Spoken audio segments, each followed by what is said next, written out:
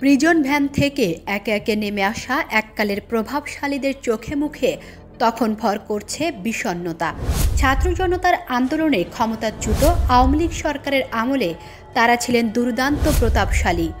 সর্বক্ষণ নেতাকর্মী, তদবিরকারী আর নিরাপত্তার ঘোর টোপে থাকতেন। তবে দেশের পরিবর্তিত পরিস্থিতিতে এখন তারাই মানবতা বিরোধী অপরাধের মামলার আসামি হয়ে বিচারের মুখোমুখি। জুলাই আগস্টে ছাত্র জনতার অভ্যুত্থান ঠেকাতে নির্বিচার গুলিতে হাজারের বেশি মানুষকে হত্যার অভিযোগ উঠেছে ক্ষমতাচ্যুত আওয়ামী লীগ সরকারের বিরুদ্ধে। আসামি করা হয়েছে সেই সরকারের উপদেষ্টা, মন্ত্রী, প্রতিমন্ত্রী ও তখনকার ক্ষমতাসীন দলটির শীর্ষ নেতাসহ 14 দলীয় জোটের শীর্ষ নেতাদের। এরই ধারাবাহিকতায় গতকাল সোমবার আন্তর্জাতিক অপরাধ ট্রাইব্যুনালে হাজির করা হয় তৎকালীন আওয়ামী লীগ সরকারের 11 জনকে। এরই সঙ্গে এজলাসের কাঠগড়ায় তোলা হয় অবসরপ্রাপ্ত একজন বিচারপতি ও সাবেক এক আমলাকেও।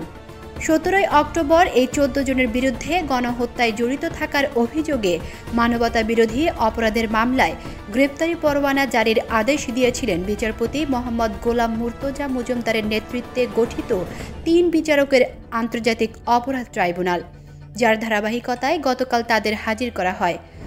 নিপীড়নের মাধ্যমে একটা জাতির আকাঙ্ক্ষাকে দমন করে, গণহত্যা চালিয়ে, মানবতা বিরোধী অপরাধ করে ক্ষমতায় যে চিরদিন থাকা যায় না এবং বিচারের মুখোমুখি হতে হয়, আজকের দিনে এই আদালতের দৃশ্য দেখে ভবিষ্যতে বাংলাদেশের যারা স্বৈরাচারী হওয়ার স্বপ্ন দেখেন তারা যদি শিক্ষা গ্রহণ করেন, সেটা আজকের দিনের জন্য একটা বড় লেসন হবে বলে আমরা মনে করি।